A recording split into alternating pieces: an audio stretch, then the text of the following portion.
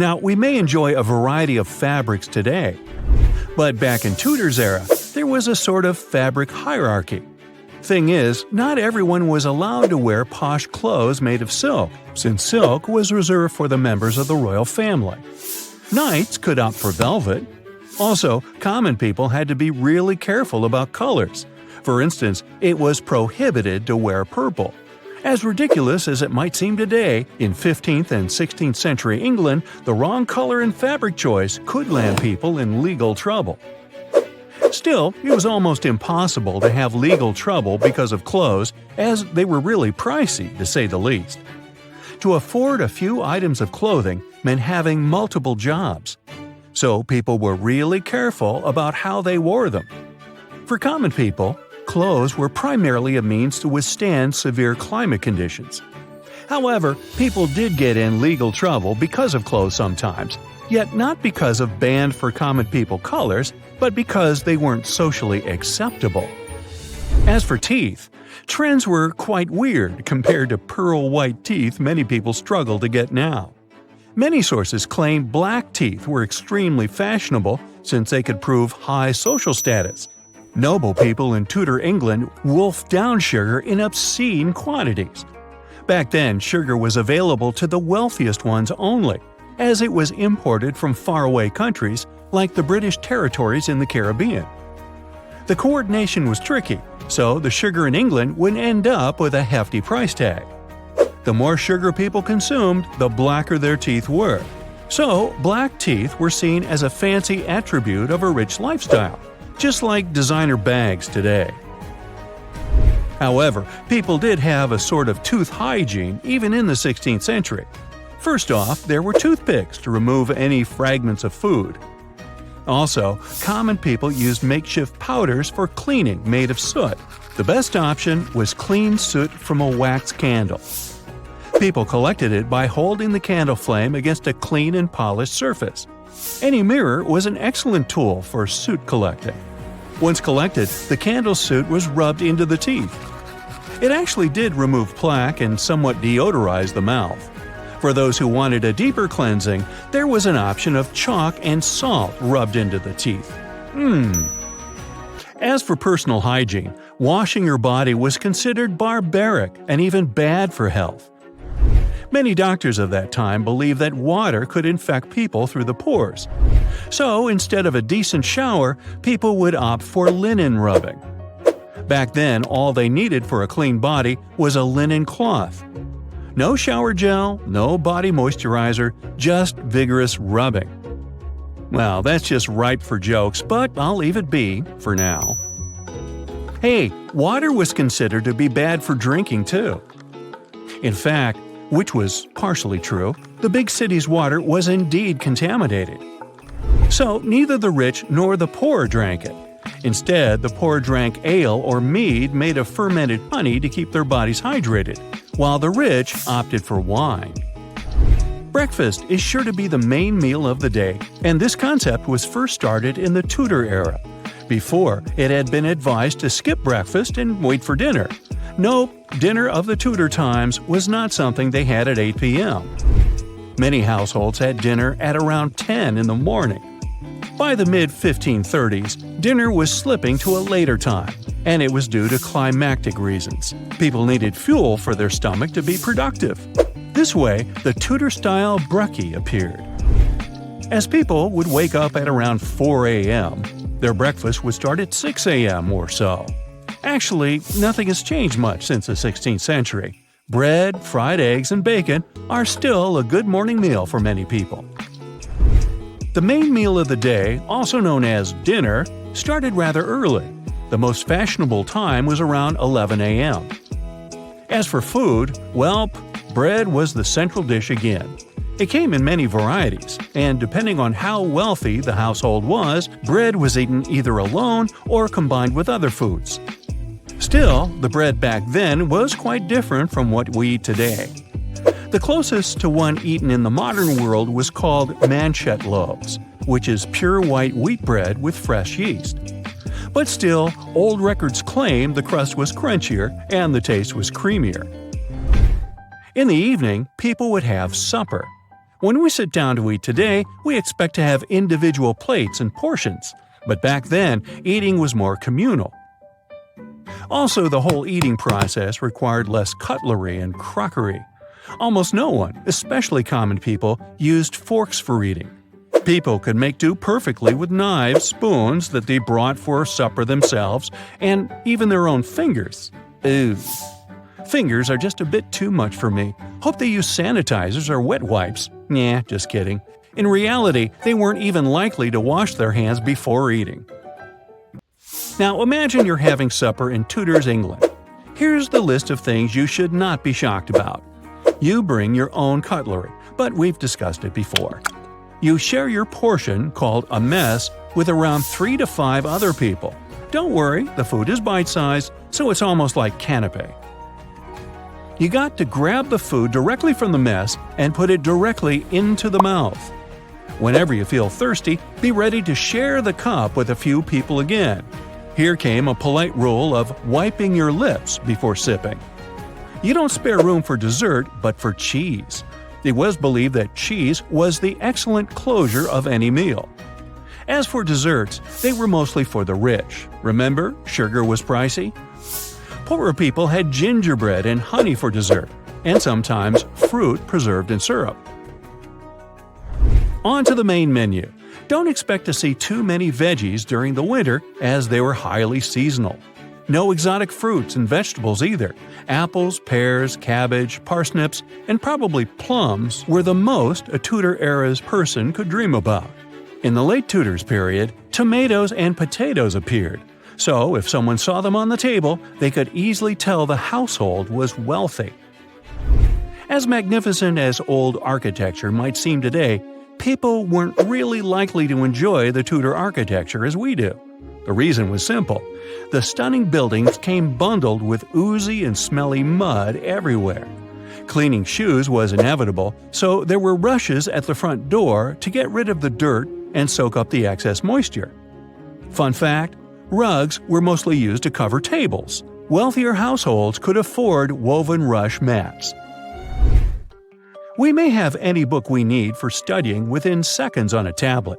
We may even download the whole National Library and carry it in a backpack.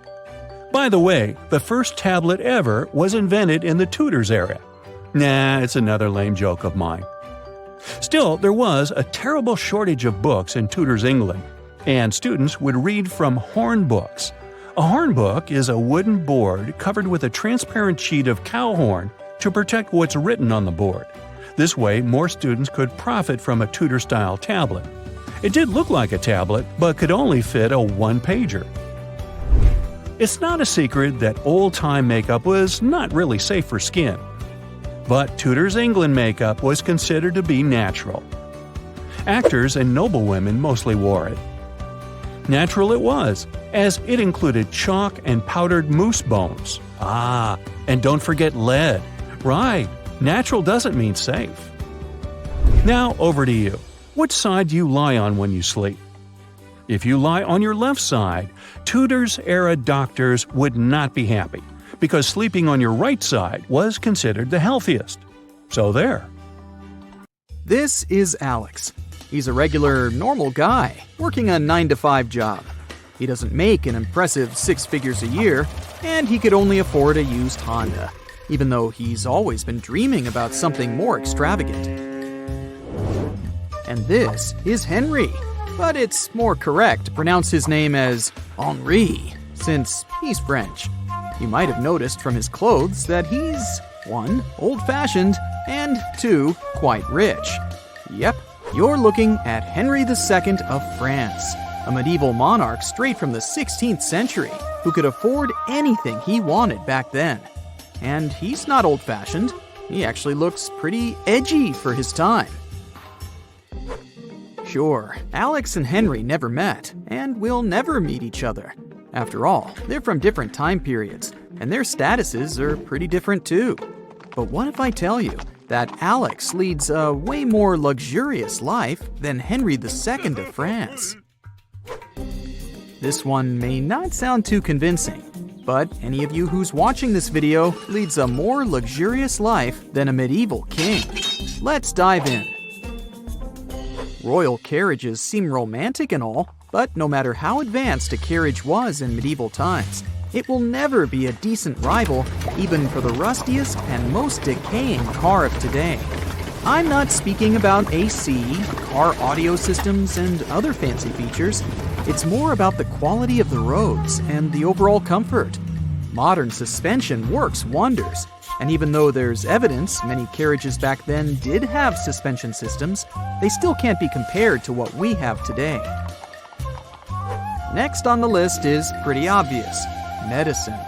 Yeah, insurance today costs a pretty penny, and sometimes it's cheaper to extract a tooth than to cure it. But at least you won't be treated with the help of herbal cures.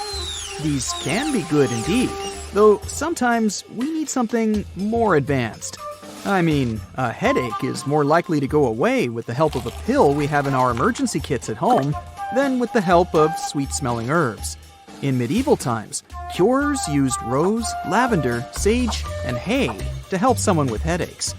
And should something more serious happen to anyone today, they'll see someone with an actual degree, not a magician. Yeah, that was pretty common in medieval times. Okay, enough about the sad things. Plus, something cool's going on right now.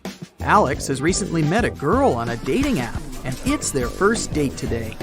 Henry II of France would have been terribly jealous if he had known such a thing was possible. He got married at the age of 14, and his wife was from the prosperous family of Medici. Henry couldn't simply choose any peasant girl he liked. Royalty was supposed to get married wisely, taking into account all the financial and political advantages. Seems like in terms of love, Alex from the 21st century wins. But in terms of wealth, there's no doubt it's Henry. Have you ever heard of the term usury? It's something totally normal today, but quite prohibited in the Middle Ages. Basically, usury is when someone makes money from money, aka charging interest. Usury was banned due to religious issues in many medieval places, but still, you couldn't just go get a loan from a bank. But as always, some people did find a way out, so loans technically existed. The easiest way was to issue a binding bond for, let's say, $20, while the borrower would only get $15. Voila! There's no interest mentioned on papers, but still, the borrower got the money and the loaner got their interest. So Alex would have trouble with his credit card back in medieval times, and Henry wouldn't need such a thing as a credit card. He's full of his own funds. Alright, and what about other money things? Today, we can send and receive money instantly to and from anyone. Thank you, almighty internet. But in the Middle Ages, things were pretty complicated. So a young prince couldn't text his father king, so he sent him a bit of money to cover that tavern bill. The first almost fast money transfers appeared in 1851, thanks to the invention of the telegraph and Western Union. As for taverns and food in general, trust me, the paintings showing incredible feasts sometimes exaggerate. Before Photoshop and other editing programs appeared, those were the artists themselves who retouched the painting. I mean, everyone wants to look good, even food. Going back to meals, if you fancy spices, you know it's not a big deal to find them in the closest convenience store, and they don't cost much. But back in the medieval times, they were so expensive and hard to transport that only the noblest people could afford them. Sure, kings did have access to all of them, but if they saw today's spices section in the supermarket, they'd think it's sorcery. By the way, there was even a special department at the royal court called the spicery, and it's not hard to guess that it was entirely devoted to spices. As for the main course, medieval kings would typically eat wild game, and they didn't have much of a choice. Now let's peek at a typical king's menu. First off, on the king's table, there was a stuffed chicken, a quarter of stag, and a loin of veal that was generously covered in sauce. Next, a huge meat pie, adorned with smaller pies. All of that would form a crown. And for dessert, there were some jelly, cream, cheese, and strawberries stewed in rose water. That probably sounds fancy, But remember that even so, there wasn't much choice. The food highly depended on the region where the king lived. Plus, he couldn't just pick up the phone and order sushi delivery. Hey, what do you do? Anyways, no matter what we do, in most cases, modern people are often free to choose their profession. At least, we can technically do that. But a medieval king didn't have such an option. He had his royal duties. New laws? Yep, the king probably didn't have to create them himself. But he needed to approve of new ideas and implement them. Protecting the kingdom from enemies? Absolutely. And I guess that must have been tiring. I mean, even Alex is quite burnt out with his 9-to-5 job. But at least he doesn't need to plan any protection strategies, and it's not that millions of people in the kingdom depend on him. And don't forget that the king is the person who would have negotiations with foreign ambassadors, settle down new relationships, and sometimes even stop those relationships. Sounds like a lot of responsibilities. But even if all these points didn't convince you that you're way more luxurious than a medieval king, and you still want to be one, these are some pieces of advice for you on how to be a good king, just in case scientists finally invent a time machine. Number 1. Be dominant. A real king should know how to show strength and power. Nobody cares what personality you have. You need to show how potent you are, or at least fake it. Number 2. Be protective. There are a bunch of people in your kingdom looking for your help. They probably want to have an audience with you, and you gotta be caring, helpful, and generous. Generosity is a trait of a real king. At some point, it will probably seem to you that you're a kind of therapist, but having audiences is a royal duty. Number 3. Be wise while choosing people around you. Royal duties are hard, and one can hardly carry them out all on their own. So you'll need people to delegate your duties to. Like, you can't control that all the taxes were collected, and all the disputes are fairly resolved. But beware. Not all trustworthy agents are that trustworthy. Some of them may even want to poison you, like King John, who was rumored to have been poisoned by a monk, even though the official records claim he passed away because of gluttony.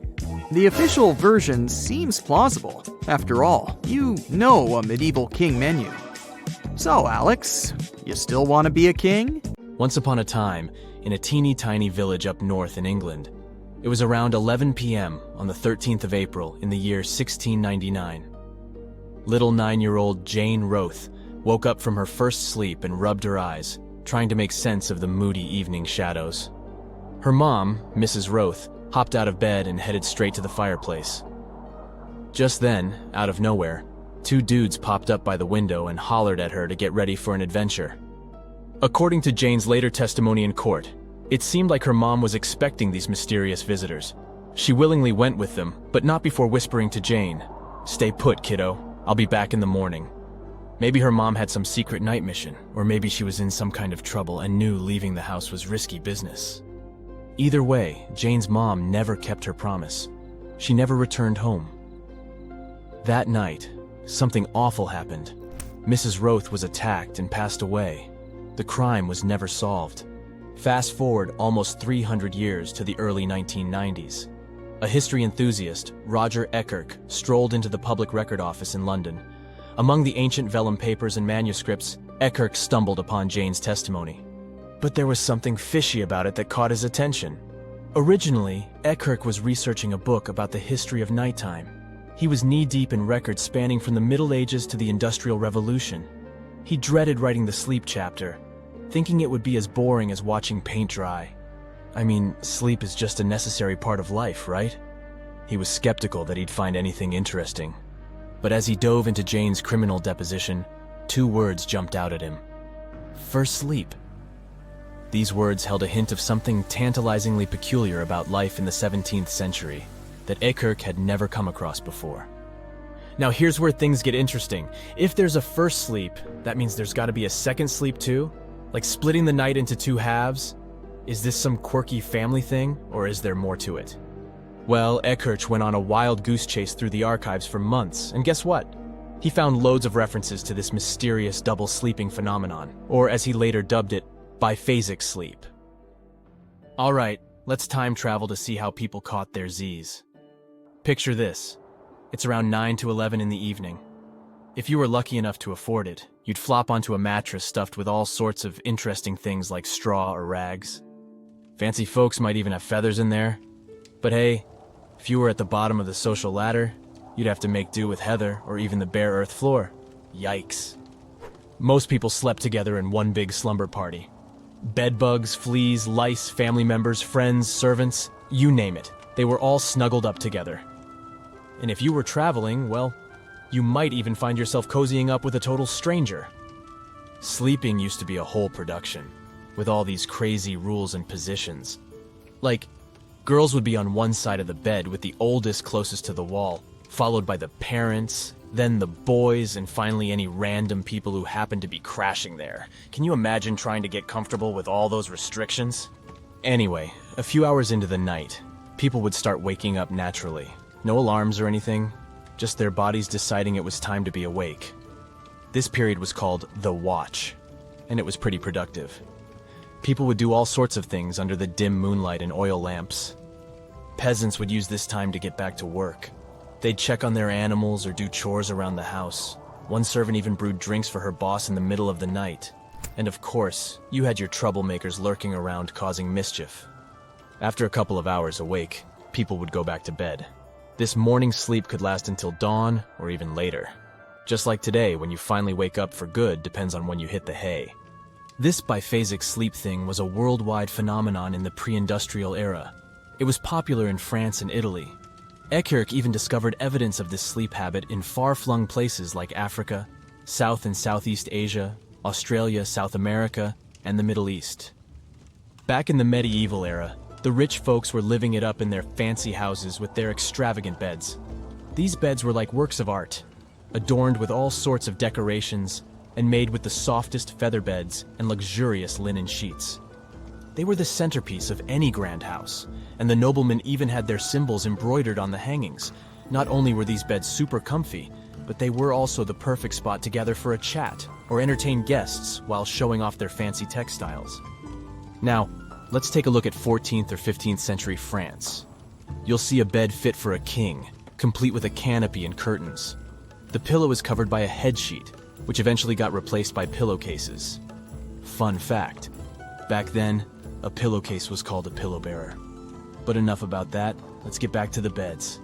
In those days, they didn't have those four-poster beds with poles at each corner like we see in movies. Instead, they had hangings draped from a frame suspended from the ceiling beams. Sometimes there was even a tall bedhead and a fancy canopy called a tester or cellure.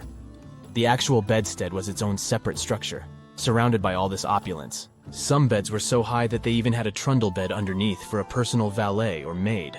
Beds and bedding were so valuable that they were passed down through generations. You'd find them mentioned in wills from as early as the 14th century. A well-to-do family might pass on one feather bed and bolster, while the wealthiest folks left behind multiple beds with expensive hangings and top-notch bedding.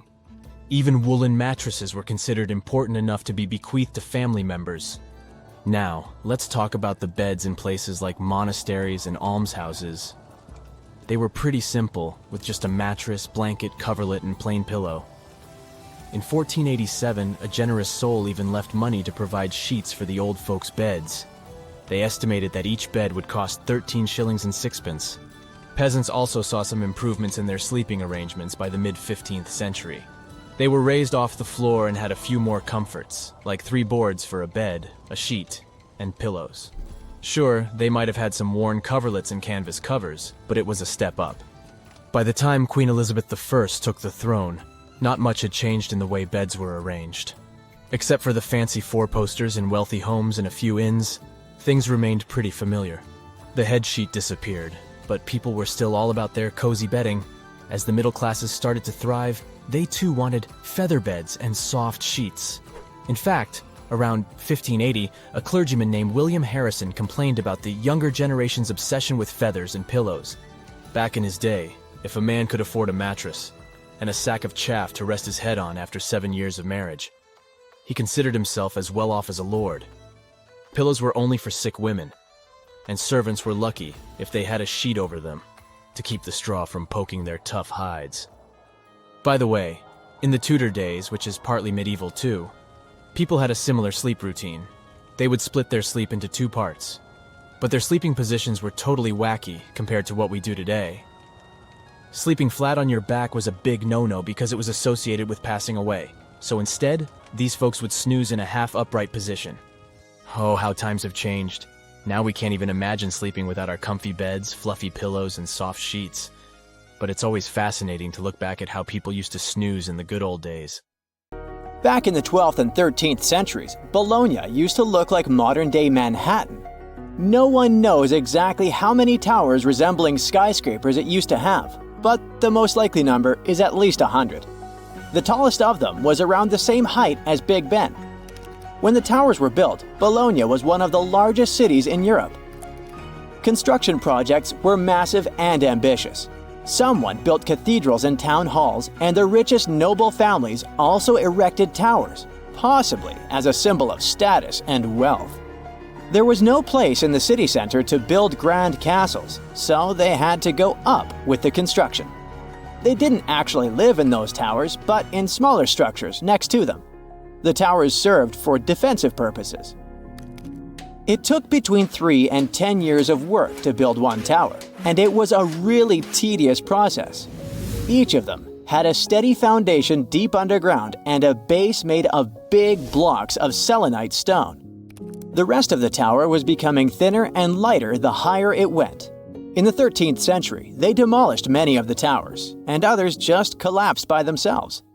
Some of them were later reused as city towers, shops, or residential buildings. Now you can see only 22 towers still standing in the center of Bologna. 2 of them have become the unofficial symbol of the city, mentioned in every guidebook. Another historical surprise coming from Italy is that gladiators weren't only male. Gladiatrix were rare, but they did exist.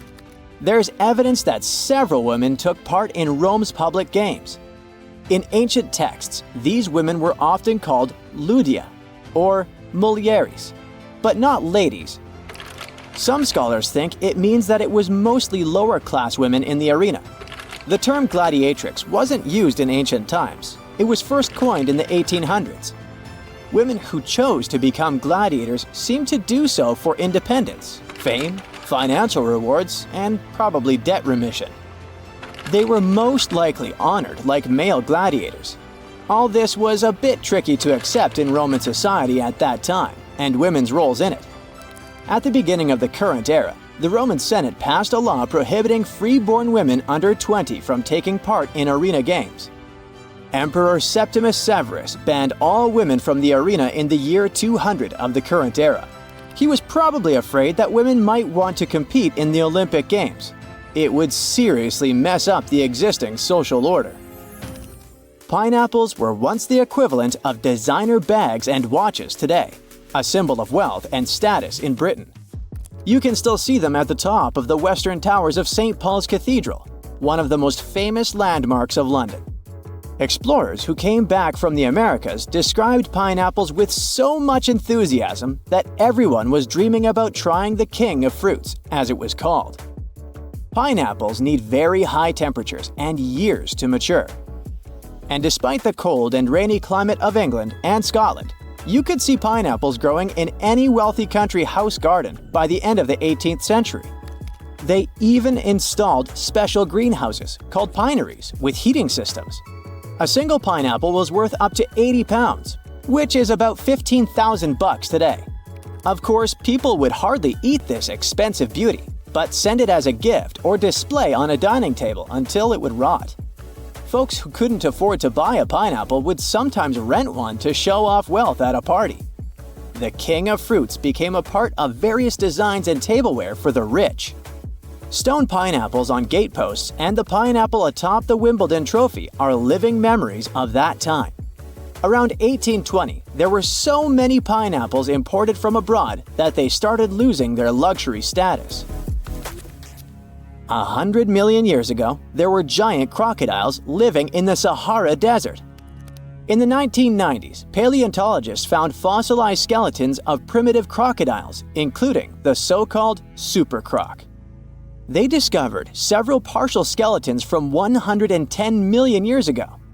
This prehistoric giant with a head as large as an adult human was about 40 feet long. That's about 2 times as tall as a giraffe. The croc thrived both in water and on land as part of a diverse ecosystem of ancient North Africa. The expeditions to the Sahara found a whole lost world of ancient crocodiles, with some species that resembled modern animals. One of them was the dog croc. With its tall legs and keen sense of smell, it moved through the surroundings much like a dog. Another fascinating find was the duck croc, a 3-foot-long crocodile with duck-billed platypus-like features. It was adapted for life on land rather than water. And then there was also the rat croc, a small 2-foot-long crocodile. This species had front teeth, perfect for digging up insects. These prehistoric creatures were more agile, active, and probably more intelligent than today's crocs, who are passive hunters. If noise-canceling headphones had been invented in the 19th century, they would have come in really handy. On the 27th of August 1883, the island of Krakatoa in Indonesia experienced a catastrophic eruption. It produced what is believed to be the loudest sound ever recorded. As Krakatoa collapsed, it triggered tsunamis with waves reaching 151 feet that traveled as far as South Africa. Krakatoa was an uninhabited volcanic island that hadn't erupted for 2 centuries before this terrible day. The eruption took the lives of over 30,000 people and caused extreme fluctuations in air pressure, perceived as sound. A barometer at a gasworks 100 miles from Krakatoa recorded 172 decibels. An average human can withstand up to 130 decibels of sound without getting in serious trouble. This intense pressure ruptured the eardrums of sailors on the British ship Norham Castle, which was 40 miles away from Krakatoa. The sound wave from it circled the globe, and people could still hear it even 3,000 miles away where it resembled cannon fire. The late 1800s were a golden era for grand mustaches. But there was one problem. You couldn't enjoy a cup of tea with this kind of facial hairstyle. The heat from the tea would melt mustache wax and make the ends droop. Fine gentlemen had to struggle because of it until the invention of the Mustache Cup. Harvey Adams, a British potter, likely invented the Mustache Cup in the 1870s. He patented a butterfly-shaped ledge inside the cup with a hole to sip through. Thanks to it, the mustache didn't get wet. These cups quickly became a hit, first in the UK and then across Europe. In the United States, they were sold at stores like Sears and Marshall Field's, now part of Macy's. Mustache cups came in various shapes and sizes. Some, like farmers' cups, could hold up to a pint of tea.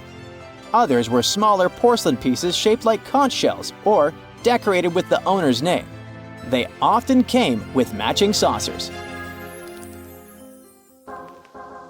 Lord Byron, one of the greatest British poets, kept numerous dogs and cats and a whole bunch of exotic animals.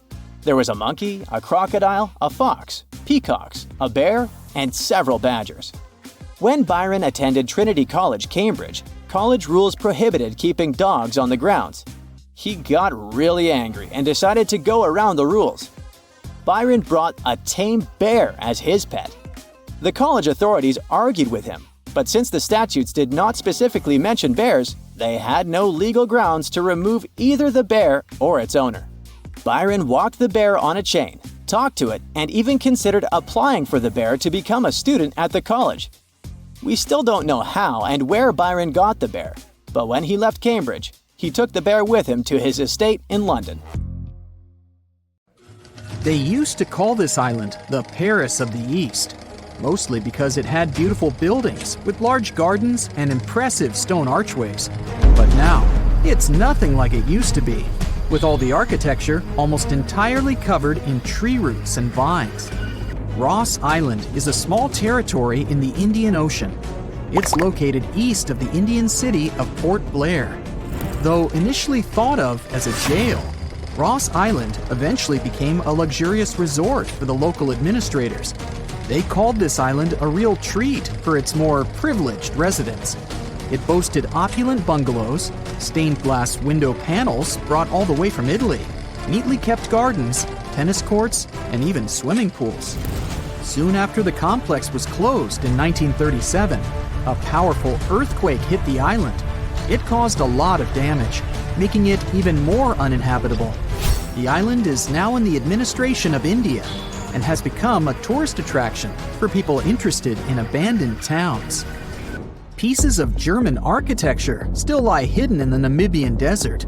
The city of Kolmansk, Namibia, was a luxury location at its peak in the early 1900s when German workers settled here looking for diamonds. This abandoned town used to have everything from a ballroom to a hospital and even a bowling alley.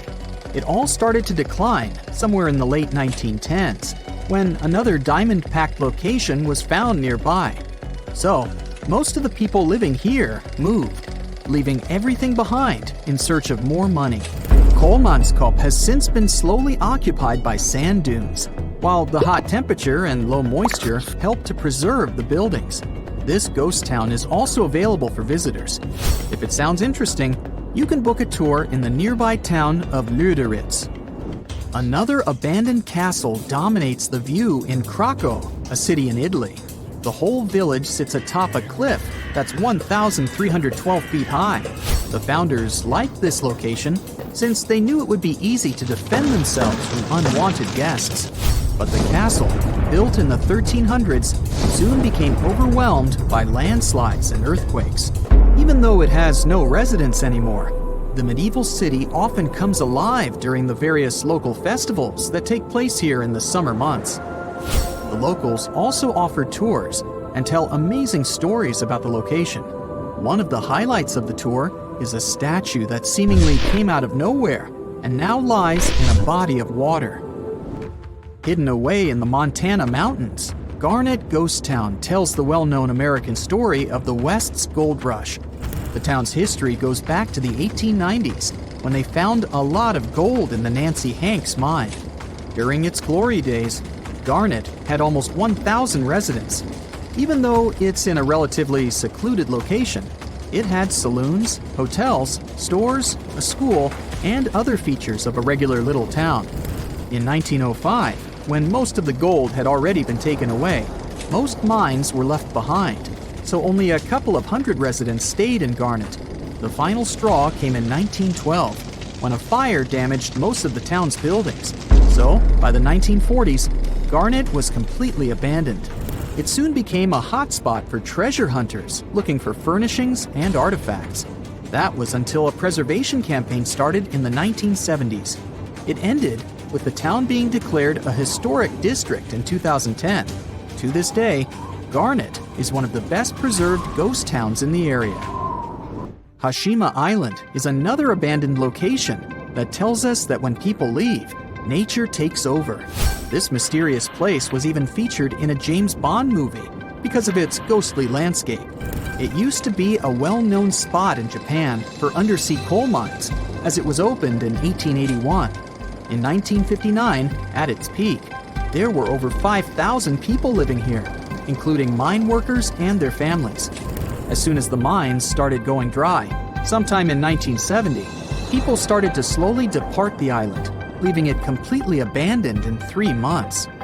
Even though nobody lives there these days, there are a lot of tourists here that drop off to wander around the abandoned homes, swimming pools, stores, and factories.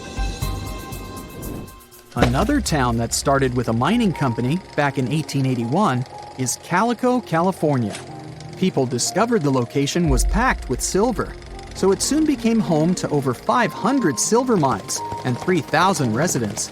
It used to feature hotels, general stores, restaurants, and a school. There was even a local newspaper printed here called the Calico Print. But by 1986, the town had become empty. One of the former locals decided to buy it and began its restoration, making it a registered historical landmark. It even has a museum of the Old West available for tourists. One of the most interesting attractions that were rebuilt is the 1-mile-long Calico and Odessa Railroad. It currently goes through the steep canyons and hills, and even passes the old mines and buildings north of Calico. Approximately 1/3 of the town is original, while the rest consists of newer buildings that are replicas meant to recreate the spirit of its past. If you're a fan of cars, you might have heard of Henry Ford as the famous American industrialist who founded the Ford Motor Company in 1903. But in 1927, he began working on another one of his ambitious dreams, Ford Landia. It was supposed to be a massive rubber plantation located near the Tapajos River in Brazil, since he needed a reliable source of rubber for his car tires and hoses. His vision was to design a town complete with swimming pools, a golf course, living bungalows, and even weekly square dancing sessions for the locals. This project was unfortunate to begin with, since the local rubber trees soon got infected with leaf fungus. Even though Henry Ford invested a staggering $20 million into this potential income source, the town failed to produce the needed rubber. He had nothing left to do but to sell it to Brazil in 1945, and soon it was completely abandoned. Many of its buildings are still standing, but have been taken over by the surrounding nature. You can still see curious tourists wandering through it to this day. During its glory days, Hampi was the second largest city in the world. Looking at its ruins today, it's hard to imagine this Indian city used to be filled with temples and bazaars, and that it served as an important center of the Mauryan Empire in the 14th and 15th centuries. It was destroyed in the 16th century, but it still has beautifully preserved forts and markets. It became part of the UNESCO World Heritage in 1986, aiming to protect its buildings, such as the Lotus Mahal, a stone structure that was carved to resemble a lotus flower opening to the sun. A tourist village was constructed back in 1920 along the shore of Epicuén, a salt lake about 370 miles southwest of Buenos Aires in Argentina. It was designed to provide people with a busy city life a breath of fresh air near the restorative salt waters of the nearby lake. It was soon equipped with a railroad station and ended up having a population of more than 5,000 residents. The project was also destined to fail soon enough, as the unusual amount of rain at that time caused Lake Epicuén to swell. In 1985, the water took over the local dam, and the town was flooded. The waters were so deep that they even reached a depth of 33 feet in 1993. They only began to recede in 2009 and left behind the remaining buildings, literally encrusted in salt. No one came back to the town except for Pablo Novak, who returned here back in 2012 and was the only resident of Villa Epicuén at the time. The authorities in a town in northwestern Poland decided to build an observation tower in a public park. Nothing special about that, right? It wasn't until a local archaeologist started digging. It seemed that he had found remains of a fort, but not just any fort. The legendary Jsborg, or as people also call it, the Viking medieval New York. It's not unusual for Viking finds to pop up in this area. Archaeologists have suspected for a long time that the Polish island near Germany could be the site of the legendary city, and the locals believe in this too. Every year they hold the continent's biggest Viking festival there. People dress up and reenact the Vikings' way of life. The time period I'm talking about is the 10th century. Scholars believe Jsborg thrived back then, if it was even real, and that's a big if. The mystery has been going on for more than half a millennium. The two most important questions troubling historians are whether the Viking stronghold was real and where it was located. The first historical records that mention the town can be traced back to the 12th century. Recently, a golden disc appeared in Sweden. It contained the names of Jsborg and Harold Bluetooth. Does the man's last name sound familiar? That's because the Bluetooth technology we use today was named after him. He was a Danish king who apparently ruled over Jsborg as well, and historians know he lived in the 10th century, right around the time the Viking legendary city reached its peak. All the historical sources we have lack one thing: the city's exact location. Ancient texts describe Jsborg as a vibrant trading post that grew around a fortress. It had thousands of residents and a pier for ships to dock. This settlement should be somewhere along the southern coast of the Baltic Sea. Just the Polish section of the coastline is more than 4 times longer than the Grand Canyon. The city could be anywhere within the medieval Wendland. Today, this region is split between Germany and Poland, and it's called Pomerania. Luckily for archaeology buffs, there are clues. The Polish city with the newly discovered fort lies near a lagoon. According to ancient sources, the legendary city had room for hundreds of ships. Sagas put the total number of vessels at 360. These are Old Norse epics in prose. A lagoon is the perfect place to moor a large fleet. The waters here are calm. There are no big waves like in the open sea. Speaking of the sea, some historians believe that the city now lies underwater. According to them, the site was located off the northwest coast of Justum Island. Today, this area is submerged under the Baltic Sea. Let's say Jsborg really existed. Who lived there? The name of the inhabitants is not very imaginative. Jomsvikings. These people are just as mysterious as their fabled city. They are mentioned in sagas and legends. And there are a couple of rune stones, those are raised stones with runic letters, that mention battles they took part in. Runes were a writing system used by Germanic peoples, including the Vikings, before they adopted the Latin script. And that's pretty much it. There's no hard archaeological evidence that would prove Jomsvikings ever existed. If these myths and legends turn out to be true, then Jsborg really resembled New York. All nationalities with historical ties to the region lived there. Germans, Slavs, and Vikings.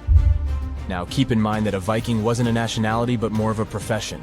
The hotspot of Viking activity was present-day Sweden and Denmark. A lot of Vikings had Scandinavian origins, but not all of them. In terms of genes, they were a mixed bunch. Scientists even found evidence that some Vikings came from southern Europe, but none of them wore those helmets with horns. We owe that image to 19th century operas. The real Vikings had simple iron helmets with a prominent nose guard. The Jomsvikings were sort of a brotherhood, and in any tight-knit community, members had to obey certain rules. One of them stated that you had to be brave. This meant that if your opponent is not bigger than you and didn't have better fighting tools, you weren't allowed to flee the scene. Sounds a bit far-fetched, but this was an actual Viking rule of conduct. Also, Vikings could leave the city for only 3 days. Any longer, absence required permission from the elders, and they wouldn't allow you to have a conflict with anyone from the Brotherhood.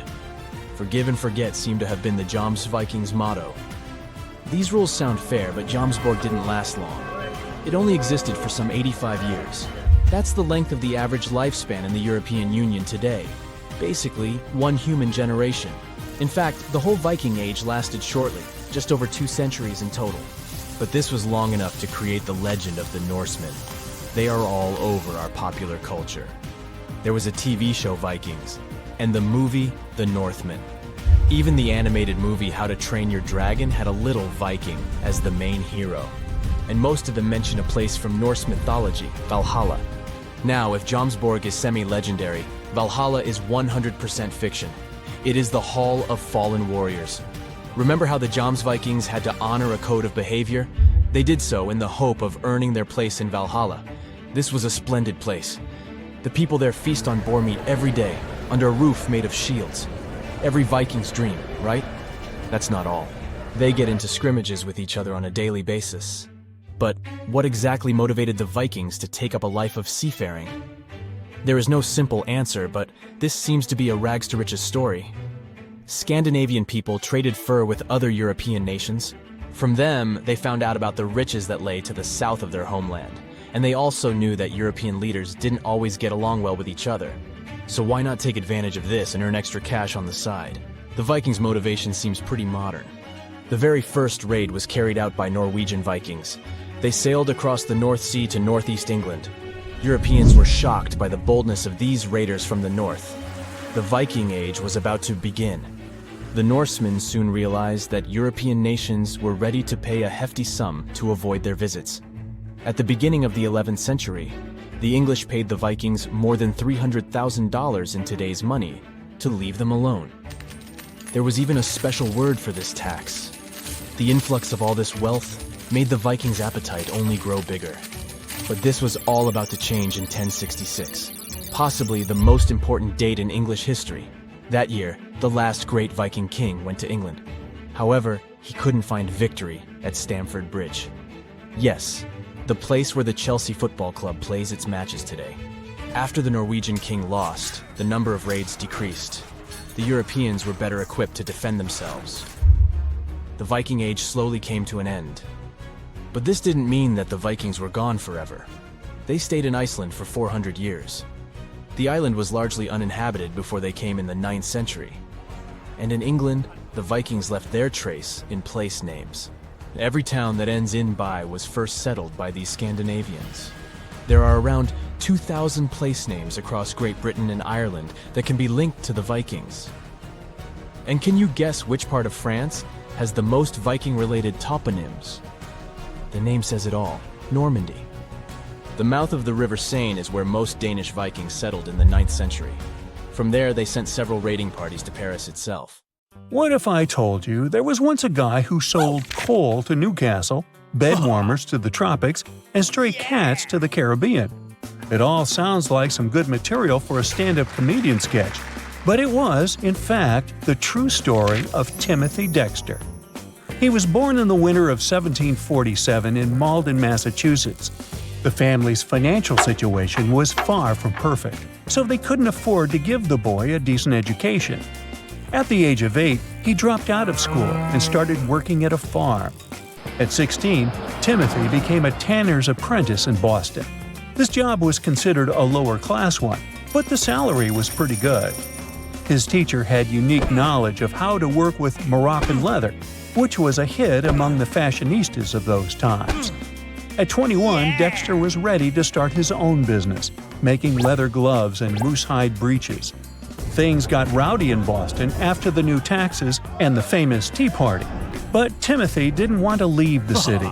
His loyalty was soon rewarded as he met a wealthy, newly widowed Elizabeth Frothingham. She fell in love with Dexter, and they got married.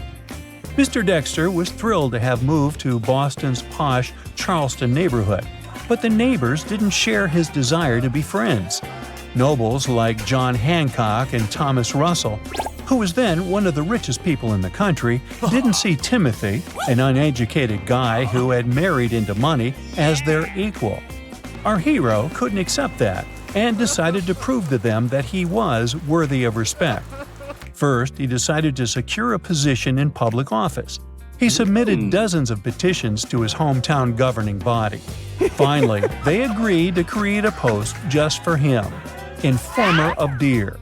His task would be to watch over the deer population in town, although the last fawn had left the nearby woods 19 years before. Still, Mr. Dexter loved his new position and moved on to the second part of his master plan, to become rich. He opened a shop in the basement of his wife's house and managed to save several $1,000s. In 1775, the Continental Congress issued around $250 million worth of a new paper currency, the Continental dollar. Shop owners refused to accept this new money, yet even more of it was printed, and it soon flooded the market and went down in value. They even coined a new expression, "not worth a Continental."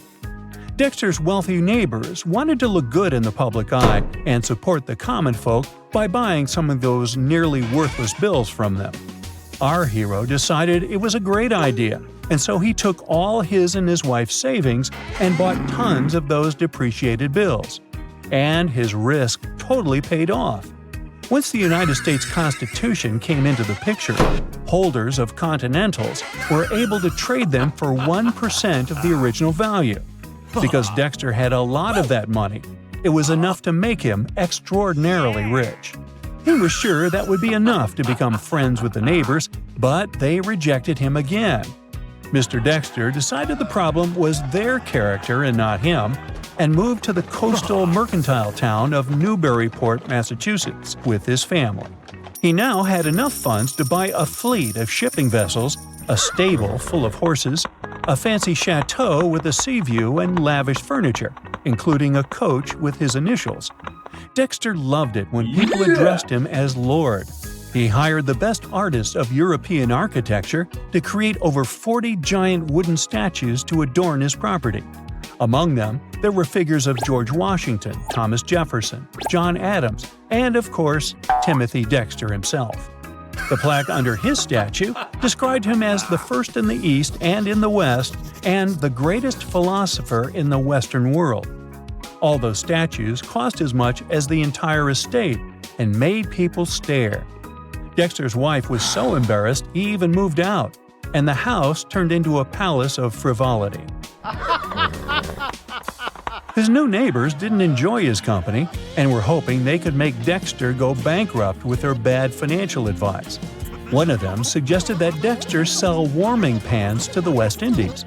Warming pans were a real hit in the 18th century, made out of brass with long handles, and were used for keeping the bed warm. But the West Indies? Yeah, that place where it's always warm. Well, it didn't stop our hero, and he purchased 42,000 of those, loaded 9 shipping vessels with them, and set off on a journey with his neighbors chuckling around.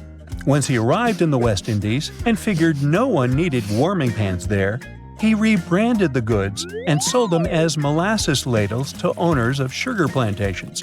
Everyone wanted to buy at least 3 or 4, and he made some really good money with a markup of 79% for each item. He also managed to sell wool mittens in the same place. Asian merchants bought them for export in Siberia. So, selling a heating device to the tropics worked out well. But no one would carry coal to Newcastle, right?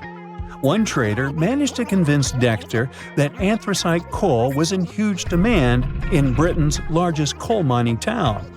He had no idea about that little detail and set off to the UK.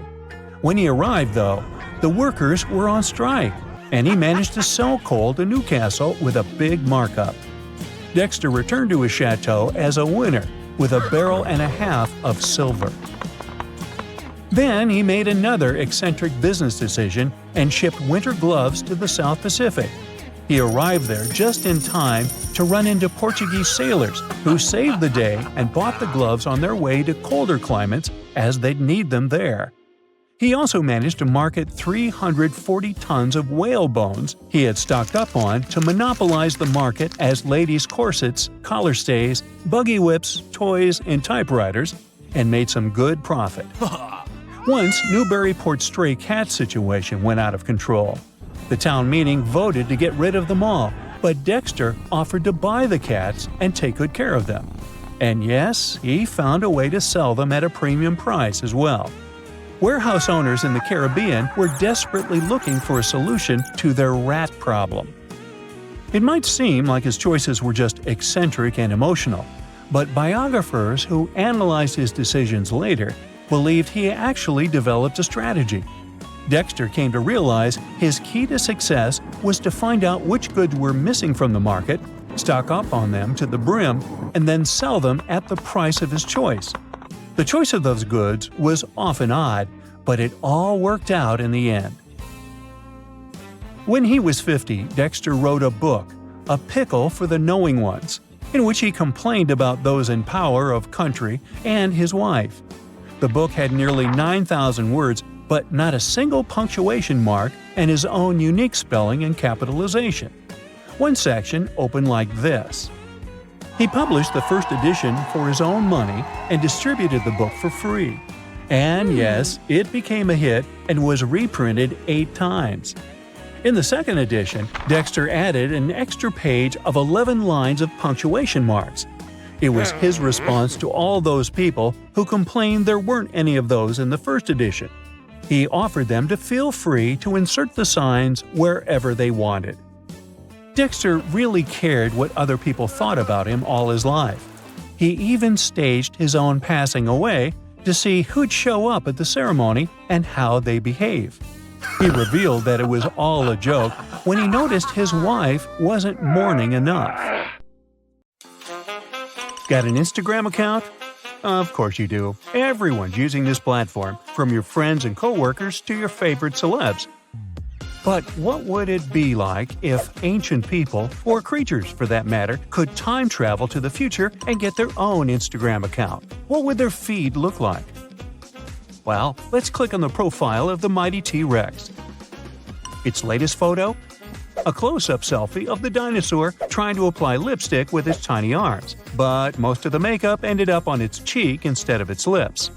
Those sharp teeth almost make you miss the caption, "Who says you need long arms for the perfect makeup look?" Nailed it or failed it. Hashtag TRex problems. Next up, the Velociraptor. This was one fast dinosaur. Its Instagram feed starts with a blurred image of it sprinting, its mouth open in what looks like a big grin. In the background, you can see a slow turtle desperately trying to catch up. The caption? "They see me rolling, they can't keep up." Hashtag catch me if you can. The Brachiosaurus feed. Well, isn't this a stunning panoramic view of the prehistoric jungle? In its latest picture, you can see a sneak peek of the top of the Brachiosaurus head popping up from the top of the frame. It looks like it's struggling to get into the frame of the selfie. Tried to take a selfie, but the frame wasn't tall enough. Hashtag tall girl problems, hashtag selfie fail, the caption says. With those funky facial features, you'd have to assume the Triceratops would always get in trouble. Its latest Instagram photo proves just that. It has its horn stuck in a tree with a surprised expression on its face. The caption would surely read, "Note to self, watch where you're going when you've got 3 horns. Hashtag stuck in the moment, hashtag help needed." What about some famous historical figures? Take Cleopatra, for instance. Her latest photo has her sitting in front of a mirror, applying makeup to her eyes, but the eyeliner wand is really big. Her caption? "When your eyeliner is on point, but the wand is bigger than your ambition." Hashtag queen problems. Sure, Napoleon Bonaparte might have been an imposing roller, but who's to say his fashion sense would have been on point too? Check out his latest photo. A selfie of him wearing his bicorn hat, but it's slanted so far down it covers most of his face. The caption says it all. "They say the bigger the hat, the bigger the power. Can someone help me adjust this?" Hashtag fashion police. Now, can you imagine if Leonardo da Vinci had Instagram back in the day? He would have surely insta-documented his journey painting his most famous artwork. Check out his latest pic. He's standing in front of the Mona Lisa, holding a weird-looking paintbrush, covering Mona Lisa's entire body on the canvas. His caption? "When your brush matches your creativity, but you're merely working on a portrait." Hashtag artist problems. I'm sure Albert Einstein wouldn't post as much. But he'd surely have a lot of followers patiently waiting for him to share a snap. The latest photo in his feed shows him sitting at his desk covered in papers. There's a chalkboard with equations in the background. His iconic hair is even more frizzy than usual, looking like it's been statically charged. The caption is equally as hilarious. "Then you've been working so hard, your hair starts to think it's a lightning bolt." Hashtag bad hair day. Next up, dear old William Shakespeare. He'd surely spend a lot less time on his selfie game and a lot more time meticulously writing his captions. His latest post? A candid shot of the famous author, feather quill in hand, dramatically posing with a piece of parchment. But he's accidentally written on his own hand instead. Told you the caption was good. "When the quill has a will of its own." Is this a parchment I see before me? No, it's just my hand. Hashtag writer's block. Let's go even further back in time. Would our human cousins, the Neanderthals, use Instagram? They sure would. Here's what one post would look like. A Neanderthal is chilling in a cave with a piece of charcoal in hand, about to draw on the wall. Care for a prehistoric caption sample?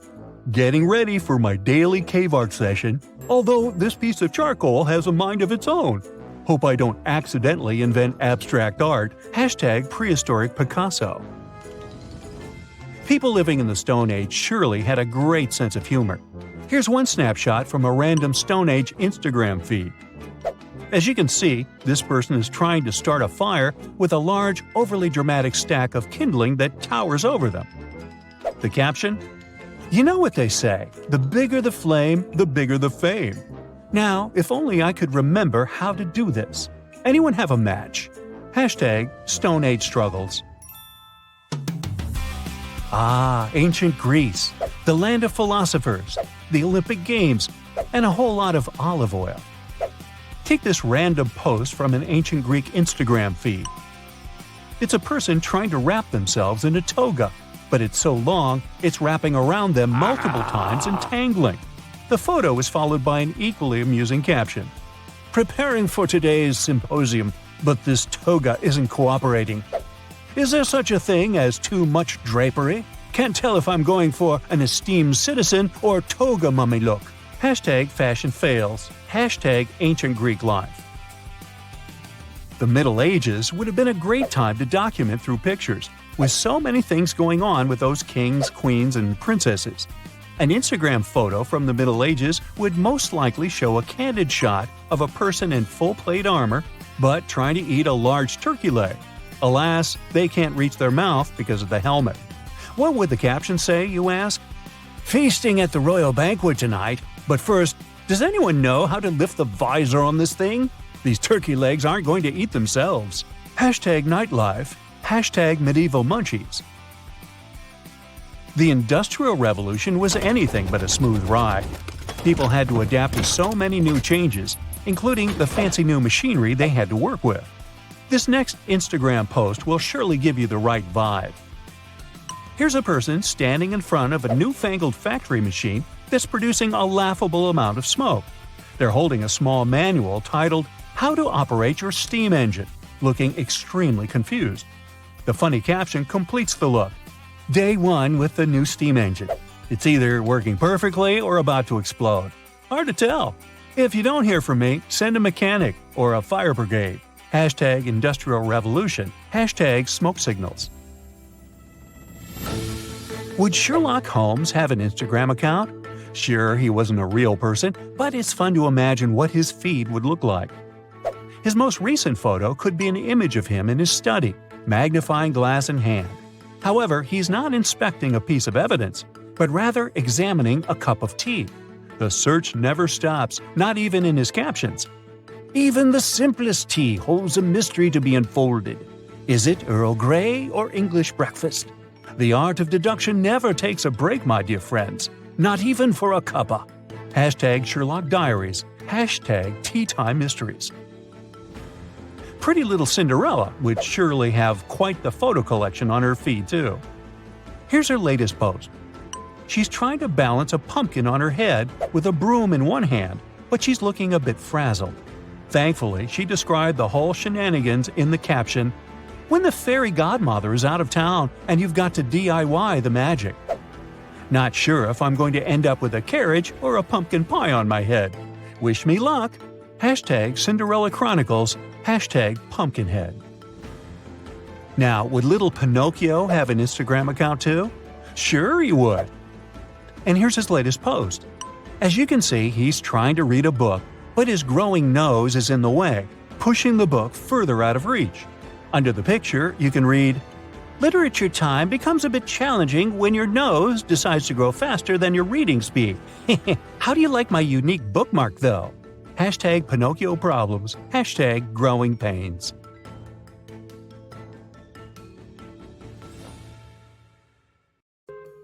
Hello, brave visitor, and welcome to the exhibition of the uncanny. But beware, this is going to be one chilling experience for you. Even Sabrina the Witch couldn't handle these photos. Now, if you've got what it takes to jump into the tunnel of oddities, let's begin. The first photo will take you back to 1900s Belfast. It shows 15 females who were workers at a linen mill. If you calculate how many hands 15 people have, it makes 30, right? But take a good look at the photo, and you'll see there's an extra hand that doesn't belong to any of the ladies there. All the women are arranged in rows with their arms crossed over their chests and hands tucked underneath their arms. There is only one exception to that, and it's the lady in the second row with one hand on her hip and the other down by her side. That's one little rebel you got there. But the mysterious claw-like hand is neither hers nor does it belong to someone close to her. It's actually resting on the shoulder of a girl on the other side of the same row. And there's no one else who the hand could belong to. Even though it's a century old, the photograph first appeared on the internet on April 29, 2016. It was sent to one website by a woman named Linda, who identified the girl with the hand on her shoulder as her grandmother, Ellen Donnelly. But she never commented on who that hand might belong to. What's even weirder is that there's no evidence whatsoever that suggests that the photo was digitally altered. So where did this lonely hand come from? Photoshop didn't exist back then. But this doesn't mean photographers didn't have the necessary skills to edit their photos. Although it was not possible to add an extra hand to the photo, it was surely possible to remove any unwanted objects or people by simply cutting them out with scissors. Photographers would then draw what they wanted to be in the picture in pencil or charcoal. They could also combine multiple negatives to create a single image. There's one more answer to where the hand could have come from. Even though instantaneous photography had already existed in the 1900s, some photographers still use the long exposure technique to capture the moment.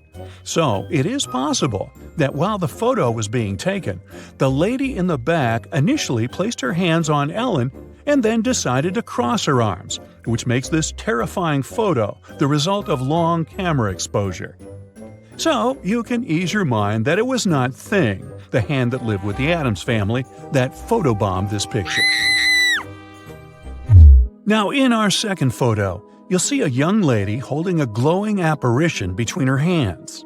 It might also make it easy for you to believe that magic is real. But sorry to disappoint you, because that is not the Expelliarmus spell she's doing. The woman in the photo is French-born Martha Byron, who later changed her name to Eva Carrera. She lived between 1886 and 1943. She was a fraudulent medium. She claimed to have psychic abilities that allowed her to communicate with people who had passed over to the other side and make their spirits materialize during her seances. At the time, such lying mediums would follow a standard procedure during their seances. They would enter a closet installed in the room to pretend to concentrate. Then they could use their powers at full capacity to generate ectoplasm. When not used in the context of cell biology, ectoplasm is a term referring to an imaginary substance that would come out of the body of the medium. It then might take the shape of a face, a hand, or even the entire body of the person who's being called back to life. Eva Carrera was one of those dishonest mediums who would use chewed paper and cut out faces from magazines and newspapers to make fake ectoplasm. This photo of hers, taken in 1912 by German parapsychological researcher Albert von Schrenck-Nozick, shows her in action during one of such deceptive seances. But knowing the full story doesn't change the fact that this photo can make your hair stand on end. But what's even more unbelievable than the photo itself is the fact that she was able to convince big names like Sir Arthur Conan Doyle, the author of the Sherlock Holmes mystery series, that she was the real thing. But you'll be happy to know that she couldn't trick illusionist and escape artist Harry Houdini, who, unlike Sir Arthur Conan Doyle, thought her performances were nothing more than a magician's tricks. Now, these owls in the third photo are not Hogwarts owls, and they are not here to bring you your acceptance letter. This photo was taken in the 1920s outside the Manchester Grammar School, which was founded all the way back in 1515 by a man named Hugh Oldham. And he is the reason why these people are wearing weird owl costumes as they're marching. Hugh Oldham was born in Manchester. He wasn't a serious scholar, despite attending both Oxford and Cambridge universities. Well, the tuition was cheaper then. However, he was in royal service, and thanks to his administrative skills, he was favored with important titles. That is what actually helped him reach high positions and become a powerful and influential figure. And through his new duties, he was able to achieve great wealth, which he later used to fund the school. The motto of Oldham's school, which is written on its coat of arms, is the Latin phrase Sapere Aude, which loosely translates to "Dare to be wise." To this day, the school still has that same motto, but the choice of the owl doesn't symbolize wisdom as you might think. The owl on the Manchester Grammar School's badge is carrying a banner with the word "dome" on it.